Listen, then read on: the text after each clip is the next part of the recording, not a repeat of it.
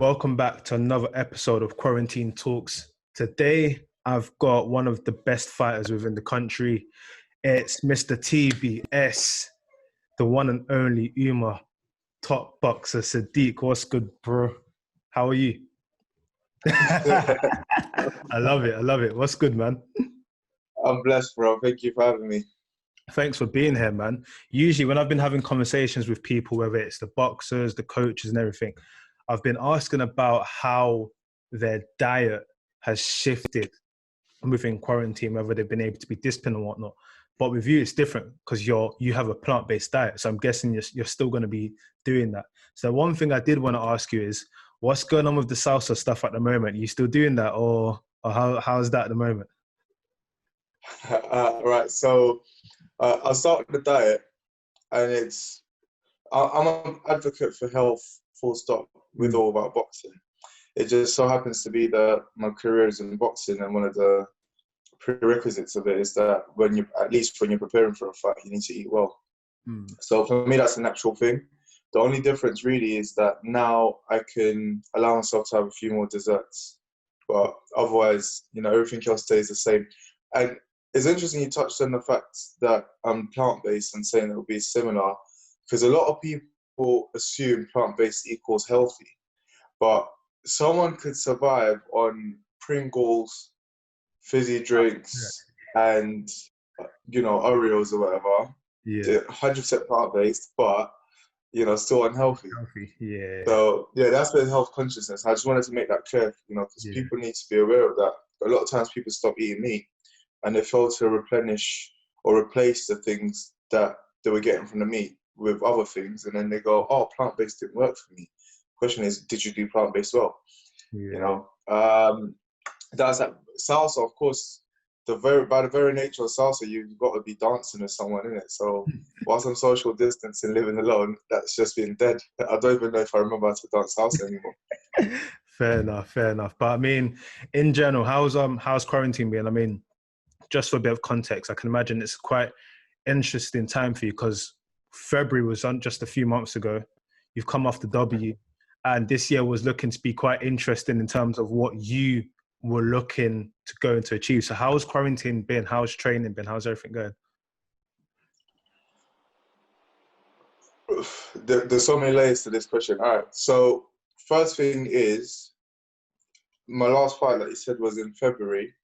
Leading up to that fight, I'd had 7 fights in 12 months. Yeah, and then the fight I was meant to have after that was meant to be in April, mid-April. So it would have been, that's the fourth, it would have been 8 fights in 14 months, including a title and eliminator, and likely the fight was going to be for a title fight. So, I mean, it's doable because I was doing it, and I was definitely going to be successful with my next fight. And but for anyone who watches things from outside and give an athlete advice, the advice would be, "Yo, bro, chill. You've had 7 fights in 12 months. Take some time off." Yeah. So that being said, the whole lockdown thing and things being pushed back from a boxing perspective, for me, really has been kind of a blessing in disguise, because I've been able to have the break that my practical mind was advising me to have anyway.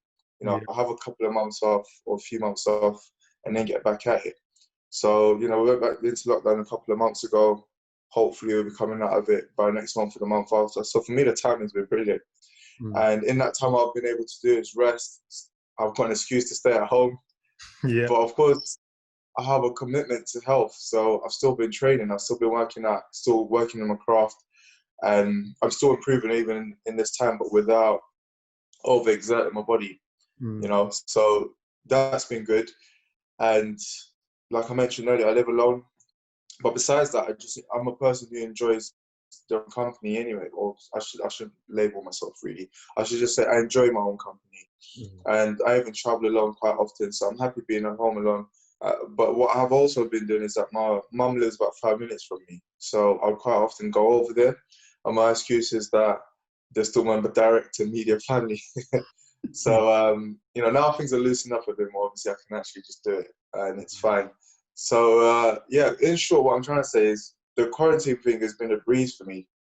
And as you all know, with a lot of athletes, especially in combat sport and stuff, we spend a lot of time in isolation anyway, Yeah. when we're preparing for fights. So this has all just felt like,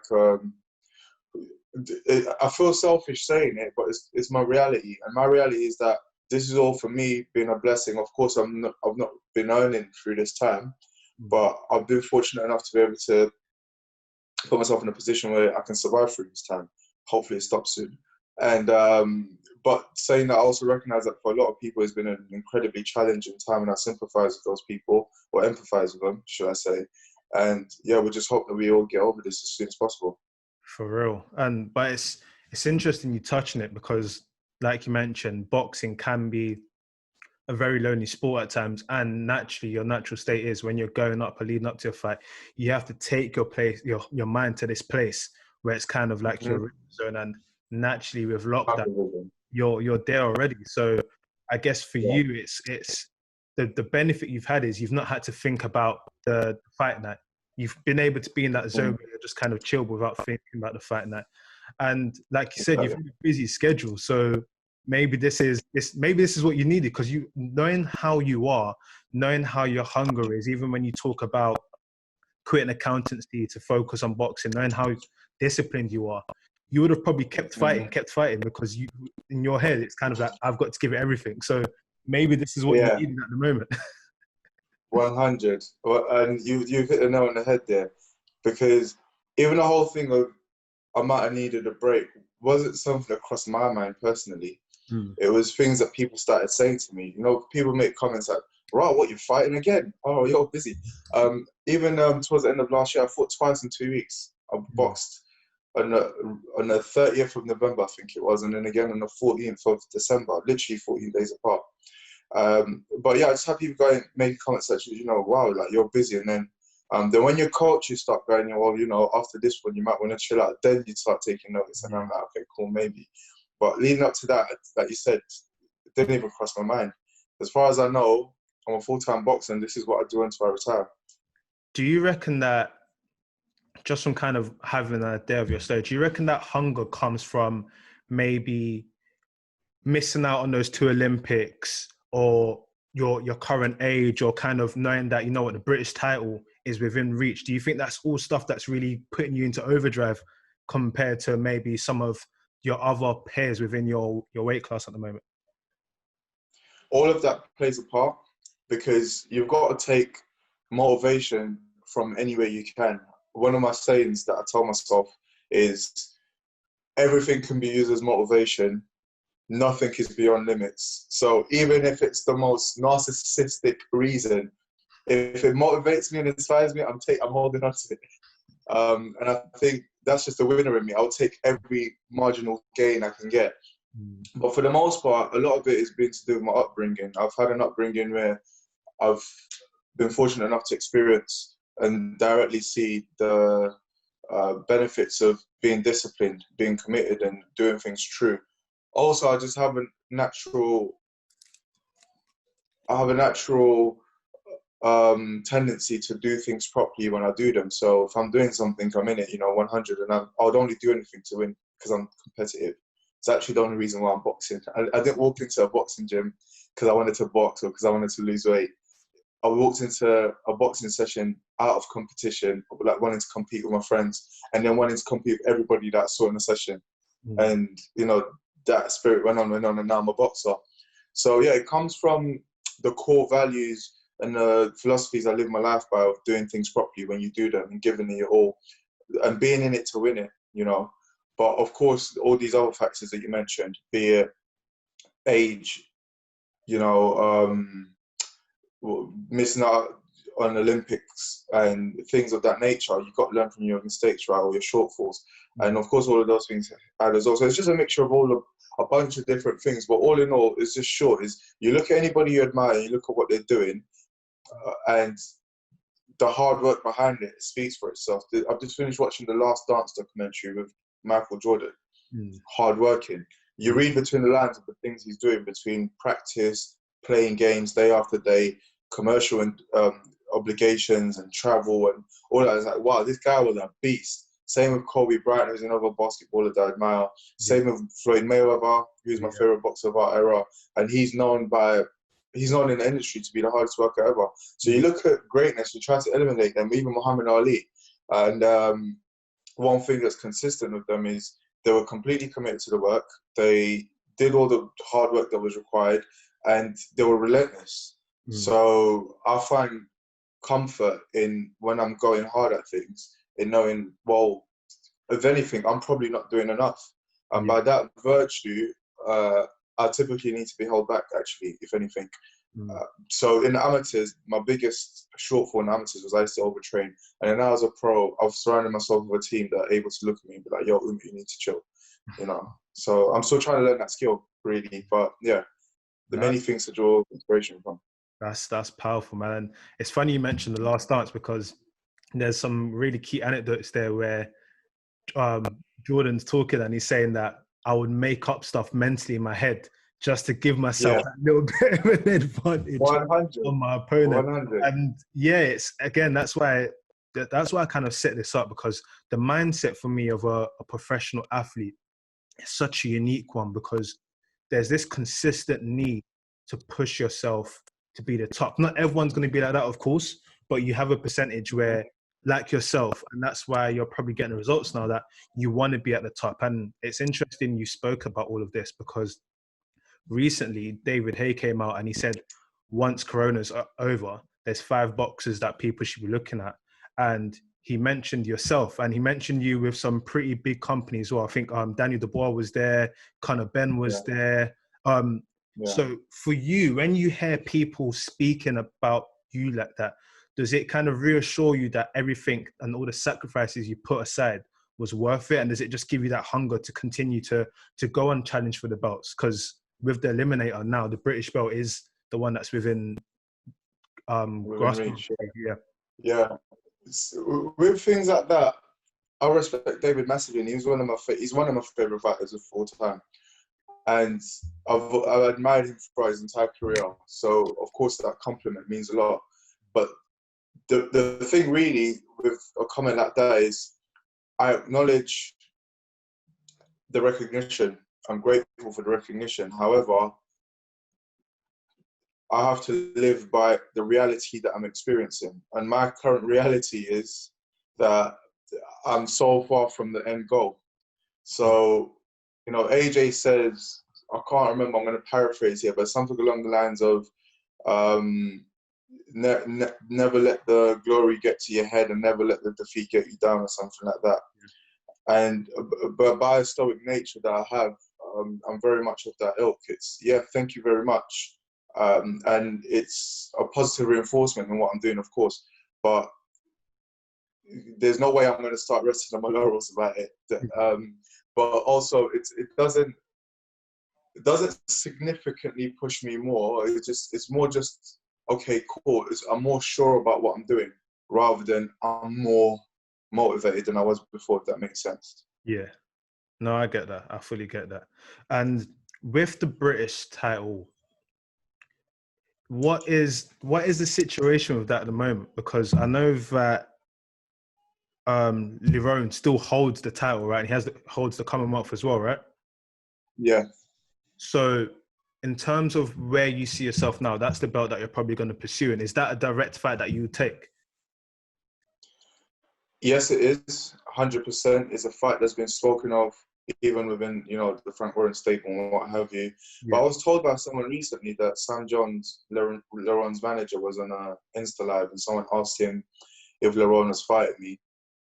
And his response was that Lerone is past me now and he should be looking at bigger things.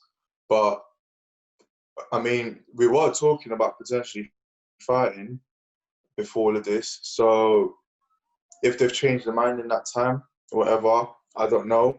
But also you have to ask the question, why does he think that Lerone is past me? What has he done? Who has he boxed to validate that statement? You know, but I'm not in the business of going into back and forth and what have you, especially because Lerone is someone that I know on a personal level. Like, we're cool. Do you know what I mean? It just happens to be that we're in the same weight division. and we're both fighting for our families and our own goals. And, you know, if we got to get cracking, we got to get cracking. And I'm sure, or I'd expect him to feel the same way anyway. So, yeah, I guess that's a roundabout way of saying I would love to fight him for the titles, even though we're cool. But if he decides to move on and vacate the titles and do something else, then I would happily fight somebody else for the title if that can be made, or for the titles, because ideally I'm not boxing someone that I know anyway. I'll be boxing someone else. So either way, for me, it's calm. Just so long as I get to fight for one or both of those titles in my next fight, I'll be a happy boy. And then from there, I'm guessing your ambition is at British level, Commonwealth level is not enough. You've got big aspirations. I'm in the process of becoming the undisputed super middleweight champion of the world. Yeah. And that is a mantra that is in the forefront of my mind every single day and nearly every waking hour. I think about it. So when you spoke about the motivation and how easy is it to be motivated, like you mentioned earlier, I left a good accounting job or good accounting career to be a boxer full time. I can always go back to accounting, but I'm choosing to continue to box because this is what I want to do. This is what I've put everything into. So when you leave a good career to focus on something else, for starters, you've got to be sure about what you're doing, right? Unless you're not a very calculated person. I like to think. I'm glad you're touching on this. I'm really glad you're touching on this because it goes back to something you mentioned earlier when you alluded about a lot of your upbringing is based on who you are today. So having that upbringing, Nigerian West African upbringing, how difficult was it when you kind of had to make that kind of had to announce that, listen, I've achieved this academically, I've gone to university, I've done this, but this is what I want to pursue. How was that transition for you? It was okay. It was all right. I mean, my mum didn't get it at first because she got it very quickly. So it was calm. I mean, I come from a family that's quite entrepreneurial anyway. So as much as education has always been a thing and everyone's gone to uni, most of them have ended up doing things that don't require a degree. It was just you have to go uni type of thing. And that was really why I went to uni instead of accounting. So when I decided I was going to box, like I said, give everything 100%.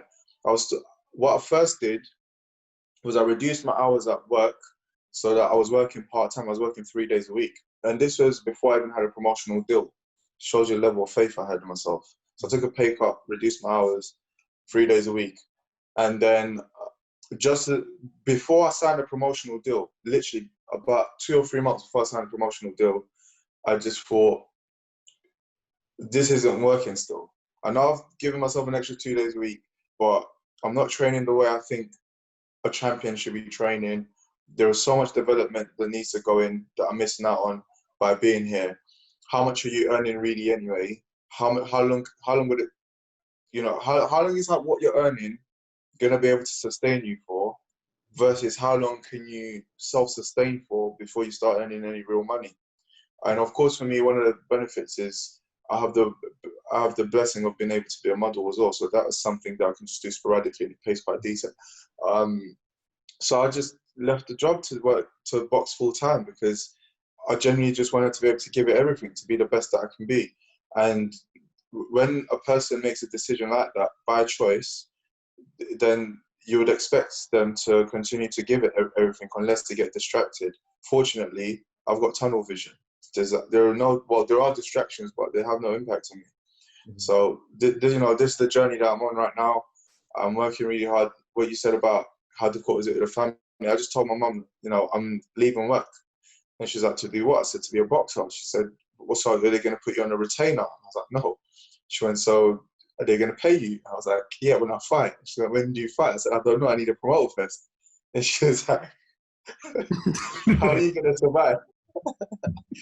And speaking pragmatically and practically, it sounds ludicrous, it sounds mad, but fortunately, again, I'm on a spiritual journey, and part of it is I feel things a lot of times, and a lot of what I say, even though I'm a thinker, a lot of things I say come from feeling rather than thinking. Yeah. And my gut instincts always served me right whenever I listened to them properly.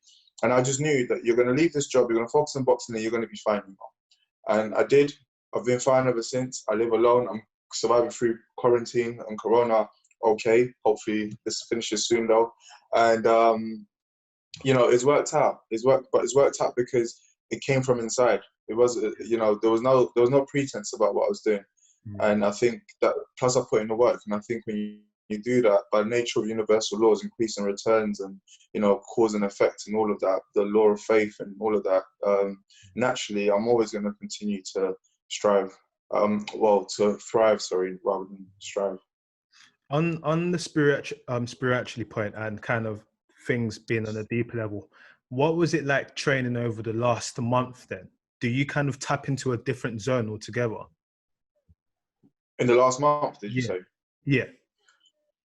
No, in the last month it's pretty much been practical because I'm trying to avoid overtraining.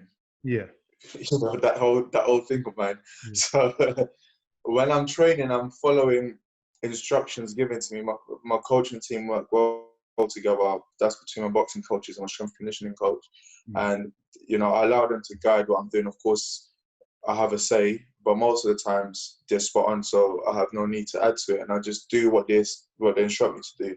I mean, if I'm doing anything that gets challenging, I'll naturally just keep reminding myself of my whys, and that gets me through. But ultimately, I just train in training, I'm thinking of what am I getting out of this session, and then I'm looking forward to getting those gains. And I'm excited to do these sessions, even painful ones. I'm excited to do. There's a particular session I do on a Wednesday that's really hard, and no word of a lie. Earlier on, even today, I was thinking, and today's my rest day, Sunday. I was thinking to myself, "Oh, I'm looking forward to Wednesday." But I think it's when you know what you're doing it for. And as much as I've spoken of all the things that motivate me and keep me inspired, the biggest reasons why I do this is so much bigger than me. It's about making a positive contribution and having a positive influence in so many lives, millions of lives, around the world, billions if I could, to help so many people. So this is all bigger than me, really. And that's really the simplest answer to how I keep motivated, because it's bigger than me. No matter what I'm feeling, so long as what's required has no threat of injury, then I'm going to do it. That's just it. And when I'm in the ring, my mentality always is, I am prepared. I am prepared to fall in this ring. I am prepared to do whatever is required to win this fight. Wherever I'm feeling the ring at whatever moment, so long as I'm standing, I can fight. And that's the mindset. Because all these people I want to help are looking at me and they're cheering for me. They don't know me yet, most of them, but they're looking at me, and that's the mindset. And they're thinking, Umar, you can do this. And can I look at them in their face and tell them, it was just a bit too painful? Or do I want to look at them in the face and say, I did this for you? Your life is better because I dug deep. For real, man. I saw in one of your recent videos, I think it was when you was making the curry, and you said, and for me it was powerful, but you started off and you said, soon to be the super middleweight champion of the world. You just have to, I think you said, just have to prove it to everyone. Let me tell you the quote. Go on. Umar, the top boxer, Sadiq, the best super middleweight in the world. I'm just proving it. Yeah. That's powerful. That's powerful. And again, you're on this journey. Do you reckon how far do you reckon it is till you've got it down and it's there in front of everyone to see? Because again, I know what we said about the David Hayes stuff, it's not stuff that's going to add motivation, but this is stuff that's coming on. When stuff like that happens unwarranted, it's big. Like, he's just there sitting down and he's coming out of nowhere and saying, you guys, once this is over, this is someone that's coming to get it. And that's credit to you because of how you are. So people within the industry know it. People around you probably know it because of how you are. You know it's going to happen. How far do you reckon off till it happens? I used to set a lot of time scales on a lot of things. And that's because you know, personal development, you watch all these videos and you listen to all these lectures and sermons, and they tell you you gotta have the goal, you gotta have the date, because Short that's what video. makes it real. Yeah. Yeah, but the reality of the situation is this: Do I, pardon me, do I know everything in the world? No. Do I understand everything in the world? No. Do I even understand how this phone works I'm speaking to you through? No. Do I understand what everyone's thinking, feeling, what the desires are, what impacts that has, you know, on the universal flow of the totality of everything? No. So I can only make plans to the best of my current knowledge at any given time. And what I have to accept is that it could be wrong, or it might need tweaking. Could be right, could be need tweaking. And that includes the timing of things.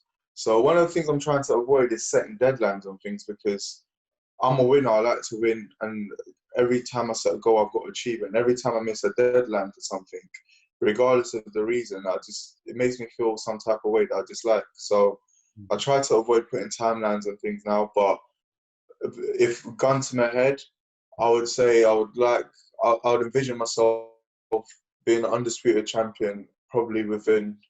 It depends on boxing politics, but I'd envision myself being a champion within the next 2 years, 3 at most. But definitely within the next 2 years, should I continue to win and do all the things that I set to do. Nah. But even saying that makes me uncomfortable, you Yeah. know, No, I hate. because I'd rather allow. So if you're religious, it would be God or Allah or Yeshua, depending on what religion, you know, Shiva or whatever. And if you're not, you'll say it's the universe or infinite intelligence or whatever. We're all talking about the same thing, or the same, and you know, the same consciousness.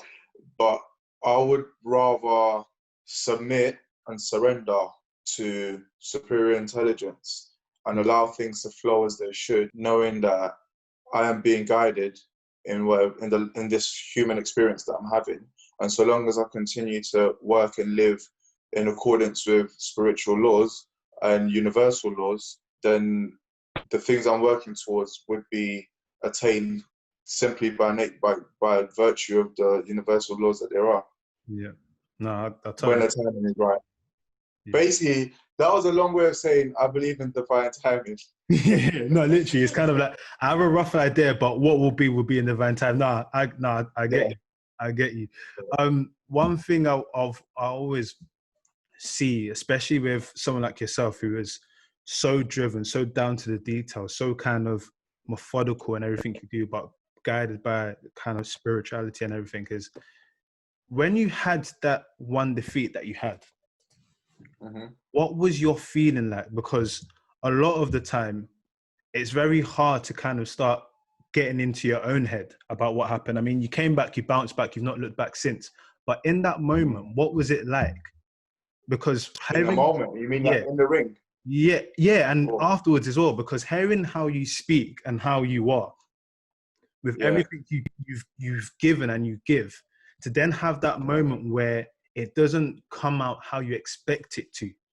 What did that Yeah. do to your process? Because we are all strong, but there's times when our process, Yeah, of course. we feel There's is, times when we all feel it, bro. yeah, We got to free up the realness. There's times we all feel it. yeah, And being on a spiritual path, you know, a lot of people assume it means that you're always in this Zen state. yeah, And unless you found spiritual enlightenment, which very few people ever do, you're always gonna, you know, have to go through things. But the skill is in recognizing what you're feeling, recognizing the different perspectives to it, but also the process of recognizing it makes you aware, and then you know you get more skilled at managing it and dealing with it. So yeah, when I lost that fight, I mean, I was just in the ring thinking, is this happening for real? I was in disbelief at first, and I was just thinking around thinking, this is actually happening. That what does this mean?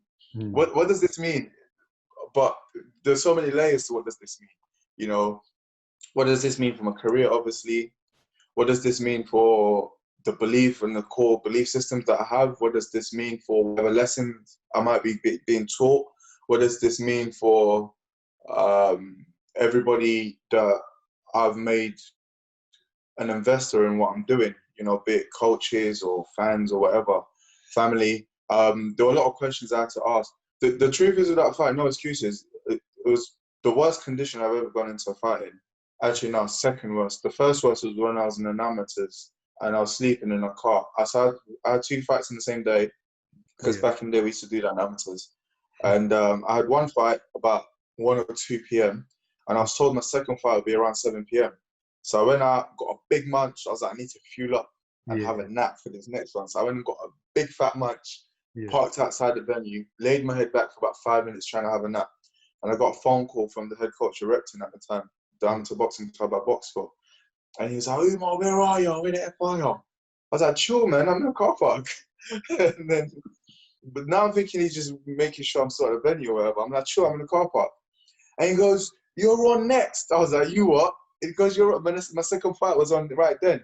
So I got this full belly of food, hot food as well. So, you get the itis with that. Yeah. And I had to run into the venue, get into my kit, and then run to the ring. And I know it was horrible. I boxed Kurt Garvey for that fight. And this is when I had like 13 fights. Kurt Garvey had been like in ABA finals previously and all of that stuff. It was in the ABAs. And we had a close fight. It was a very good close fight. I think he won it in a split. It was a close fight. But I just went in there and just put my hands up and just made it a slugfest because I was a sluggish guy at the time. Anything else, Yeah, I couldn't do anything else.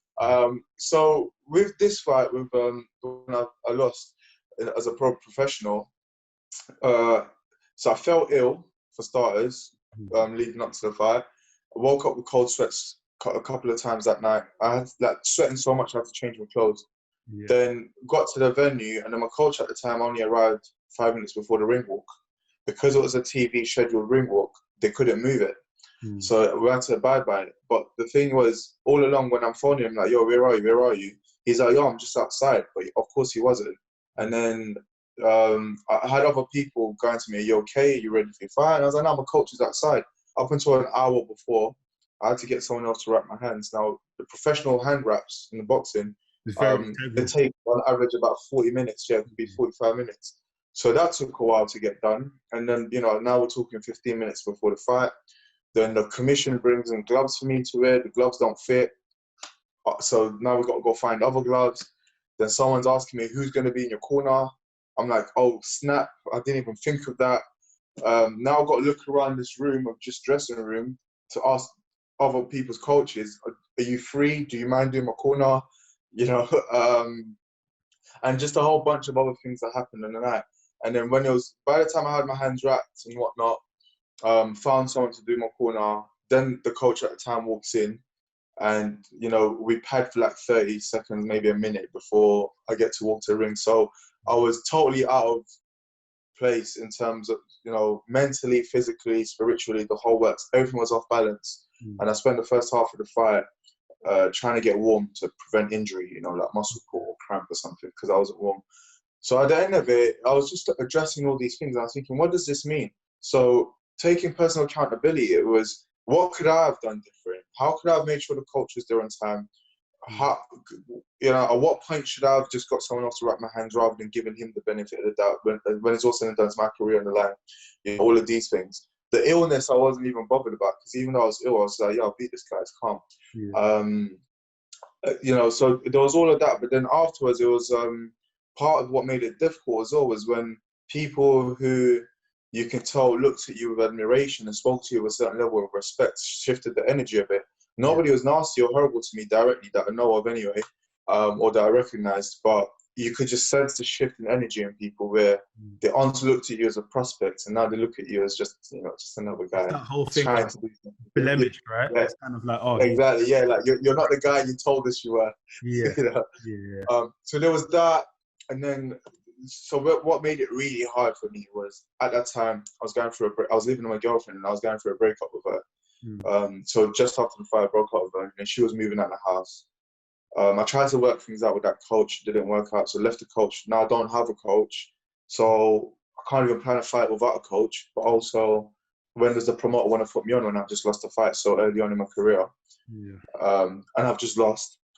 And then there were just so many other things that happened at the time, and then it was just getting a bit too much. And I was just having a hard time even visualizing what life was going to be like the following week, alone the following month or whatever.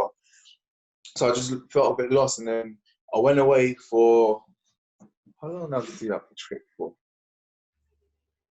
I don't remember how long I went away for now, but it's like 11 days or something, maybe even 14. I just went away on my own. I didn't want no one to come with me. I had a few people, oh yeah, I'll come with you. I went to Egypt. I was like, no. I booked an all-inclusive resort. I just went. I was like, I just want to be on my own. I locked my phone in my safe. Didn't want to talk to anyone. Yeah. So basically, I went inwards. So to answer your question, when things get difficult and things get hard, I'll go inwards.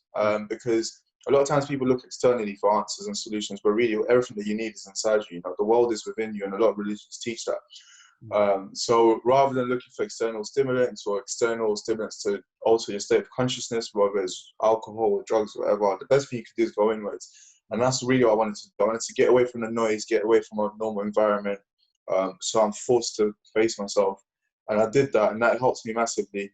I mean, I'm not trying to tell a story like I went there, and then the first day I locked my phone, and I was like, yeah, I'm happy. That's not how it goes. I went there, I locked my phone away. First couple of days, I didn't actually even think of anything. I was just present in everything I was doing. I was just in that moment. And it took me probably about 4, maybe 5 days before I actually started addressing, okay, Umar, this is what's happening. This is why you've come here. What do all these things mean? I told you I was late to this call because I was journaling, so I journaled quite a bit as well. It was a good way to observe your mind and monitor, actually. Sometimes you would read things in your journals. I'd do this too. I'd read things in my journals. I'm like, what? I wrote that? I was feeling that. Yeah. No, I know. Yeah, as well, yeah. Was I actually thinking that? Yeah. It happened. So yeah, and then I addressed all these things, and I came back with a new lease of life, with vigor and clarity and purpose, and I accepted what was, and I tried to learn as many lessons as perhaps I was being taught through that experience, and I did those. And when I came back, I just came back all guns blazing, man. And obviously, as you know, the rest is it's history. It's obviously I admitted earlier. Yeah, so I went on to secure a coach and find ways to fight, and I boxed 7 fights in 12 months, and then here we are now. So the short answer is deal with things by going inwards, be real with yourself, be honest with yourself. If there's something you dislike the sound of, then more than likely it's something you really need to address. And you'll save yourself time and pain by actually just addressing it in the moment. Or the moment could be 5 minutes, it could be a week, whatever, rather than allowing it to continue to fester for longer. Because earlier when you were talking about being that influence for millions that don't even know you yet, it kind of alludes to what we're talking about now, because as you keep going in your ascendancy, people will know more about your journey, and they'll see moments like this where you said that, I had that L and I had to kind of rediscover myself, and that's what gives them influence. Is that a massive part in why you do a lot of content as well? Because you mentioned you do your modeling, but a massive part of you, which is a very sick part of you, is the content you create.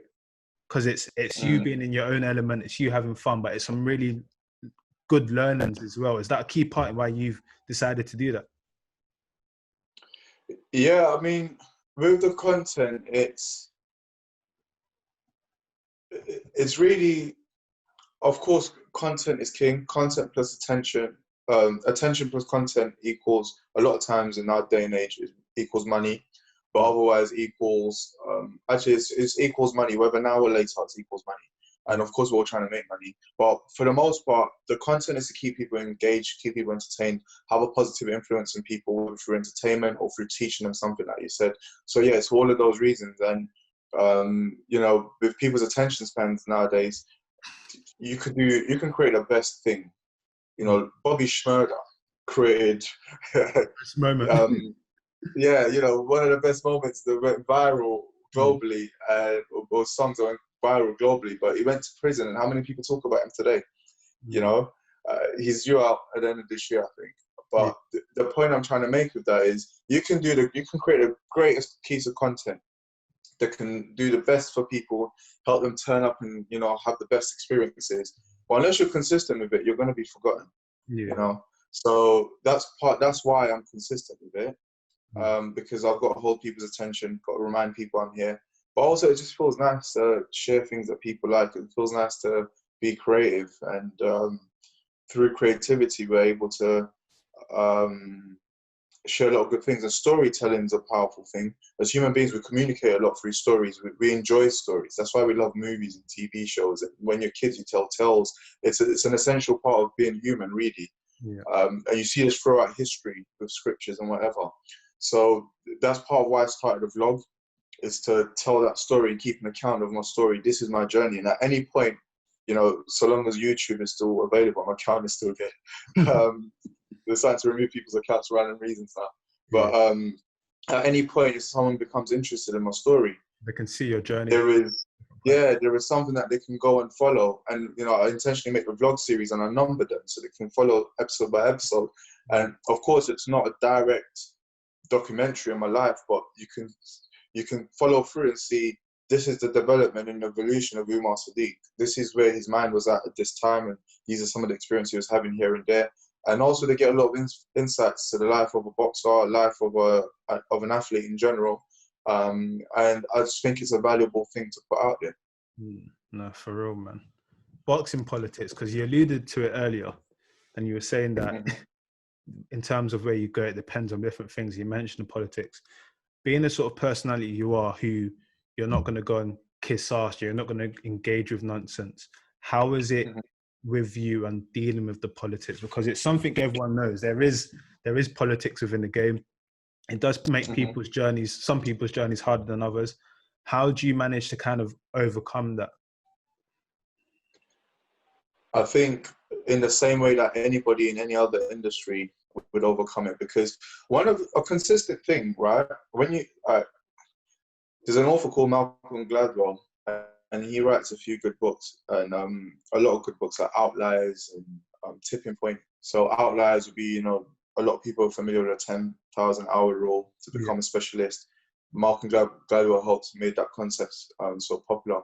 Anyway, one of his sayings is, to a worm in horseradish, the entire world is horseradish.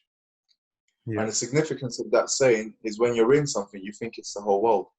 So if you zoom out of the horseradish, and this concept boxing, you zoom out, you look at it and you recognize boxing is actually a very small niche in the world of entertainment and sport. So then you think, all right, well, everyone in boxing is saying boxing is very political, but then so is everybody in this, because now when you zoom out, you don't just see boxing, you see all these other industries, right? But pretty much everyone in all these other industries, be it in sport, in entertainment, in business, in corporate world, are all saying the same thing. They're like, oh, there's so much politics in government, so much politics. So really, when you look at it holistically, the politics are just a natural way. It's just how things are, boxing or no boxing. So I'll say I look at it like anybody else who is in anything should look at, you know, politics, and the people who are best skilled at navigating the way around that are the people that are going to get the furthest. So I choose to opt out of subscribing to the victim mindset of it, or the idealistic mindset of, oh, this should be better. Everyone's in it for themselves. Of course they are. They're trying to feed the family. We live in a capitalist society. Exactly. So really, all it is, and I do all this talking before I finally realize the short answer to what I'm trying to say. And the short answer is, I recognize that the politics favor the most valuable people. So I aim and I work to be as valuable as possible, so that I'm one of the people that the politics favors. And that's the skill in navigating your way through politics. And those who fail to recognize and apply that would always complain. But unfortunately, complaining changes nothing but your state of consciousness. No, that's powerful, man. But bro, thank you so much. I know once this is all over, we'll see you back in the ring doing your thing, and we won't know timescales, but we'll know that eventually that it's going to be on you on top of the mountain. But thank you so much, bro. That's another episode. Bro, thank you for having me, man. I appreciate it. No worries, man. It's been a blessing for real. That's another episode of Quarantine Talks.